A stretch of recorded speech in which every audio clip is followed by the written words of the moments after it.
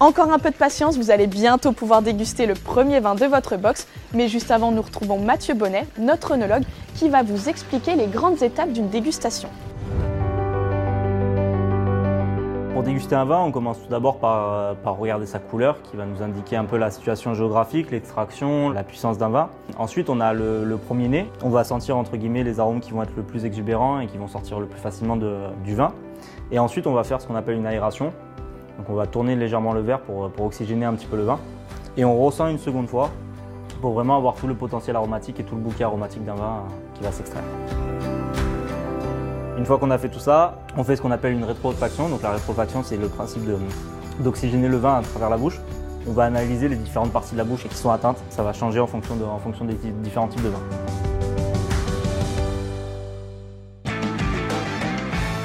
Trêve de bavardage et rentrons dans le vif du sujet. Ouvrez votre premier flacon, le château Lacroix-Meunier, servez-le vous dans un verre et retrouvons nos experts autour de la table pour en apprendre un peu plus.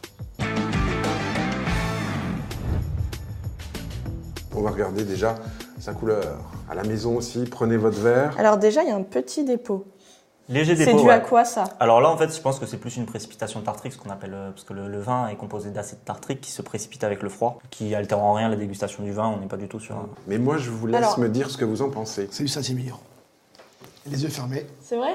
C'est du Saint-Émilion. Voilà. C'est tout le vin Saint-Émilion dans sa rondeur, oui, dans sa finition. Brioché. En bouche, ça reste là. Et au fond, on pense que ça s'arrête et ça continue. Et au fond, c'est encore rond. Et tout le monde a goûté? C'est beau. C'est beau, enfin, c'est génial. C'est du Saint-Émilion. Audrey? Alors écoute, au nez, moi, parce que j'ai pas goûté encore, je le trouve légèrement sucré, un peu vanillé aussi. Et légèrement boisé. Je sais pas si c'est la bonne piste. On gagne en finesse par rapport aux deux précédents. Oui. On va gagner en finesse, en élégance au niveau du nez.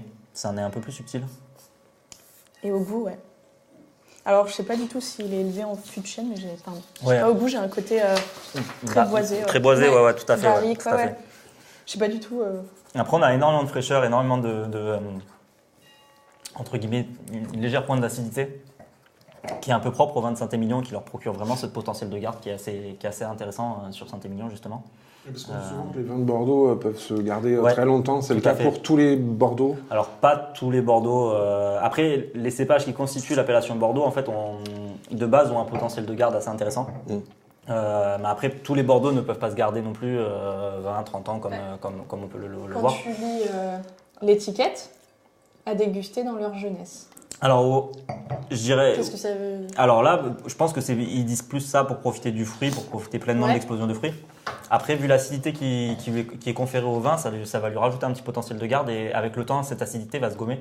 Et du coup, on va avoir un peu plus de beaucoup plus rondeur. rond. Ouais, un peu plus de rondeur, un peu plus de générosité, ouais, tout à fait. On dit pareil avec nos femmes aussi, à déguster dans leur jeunesse. C'est ça. Yann, moi, Encore un moment à couper. En fait, nous ne couperons pas, parce que chacun assume ce qu'il dit, évidemment, et c'est de l'humour, bien sûr. C'est l'un des Bordeaux les plus doux, les plus sensuels. Il est très Ouais. C'est un vin sensuel sur un Bordeaux. Et c'est là où on reconnaît le Saint-Émilion. On est tout à fait dans la typicité bordelaise, dans la typicité d'un Saint-Émilion Grand Cru, avec cette finesse et cette élégance qui va caractériser entre guillemets un vin un peu plus haut de gamme qu'un Saint-Émilion classique. Parfait. Donc, merci, messieurs.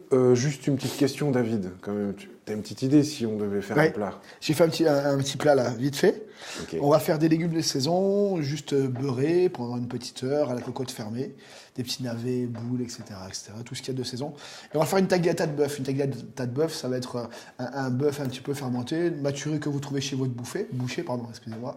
On va le trancher assez finement, d'1 centimètre, faire des belles tranches d'1 centimètre, comme un rôti. Et on va le snacker que d'un seul côté. Et l'autre côté, il sera cru. D'accord. Voilà. Bien salé avec du gros sel dessus. Et là-dessus, on va faire une sauce avec des fruits rouges. Ça veut dire de la cerise si c'est de saison, ou de la mûre, etc. Voilà, je pense que ce vin doit se rapporter avec des fruits rouges. J'espère que vous avez apprécié ce premier vin.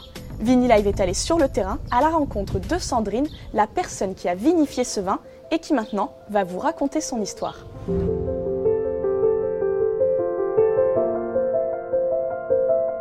On On est à 500 mètres du château Cheval Blanc, 200 mètres du château Figeac, et donc très près de Pomerol. Je m'appelle Sandrine Meunier, je suis gérante du château La Croix-Meunier à Saint-Émilion. Le domaine Meunier existe depuis 5 générations.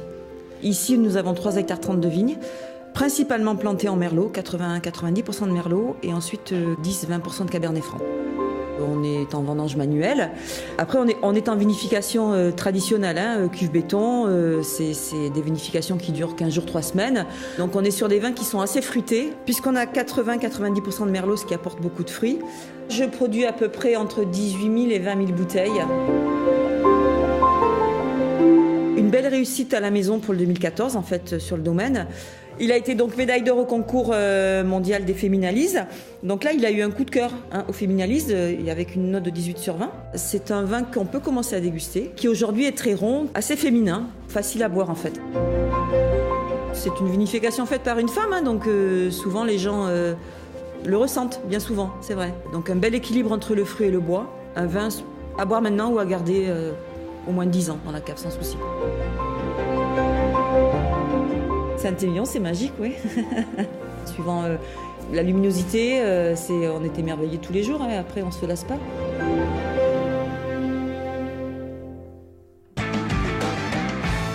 Chez Vinilive, votre avis compte autant que le nôtre. Aujourd'hui, c'est une amatrice de vin qui nous donne son point de vue. Direction Paris avec l'Instagrammeuse Dalkia Loves Wine. Ce que j'attendrais d'un Bordeaux en premier lieu, c'est quelque chose qui soit plutôt fruité, avec une structure tannique. Ce qui m'a le plus marqué sur ce vin-là, c'est son nez, qui est très élégant et qui donne vraiment envie de le goûter. Après, en bouche, il a des tanins très fondus, une longueur qui est vraiment magnifique et qui, pour le coup, fait partie des choses que j'ai le plus appréciées. C'est surtout cette élégance que je trouverais par ailleurs également dans des vins comme les Pessac, qui ne sont pas sur les mêmes assemblages, mais qui ont aussi cette typicité très élégante. Pour le coup, je pense que les prix, c'est vraiment important pour aider dans les choix et ce vin-là mérite amplement d'être distingué.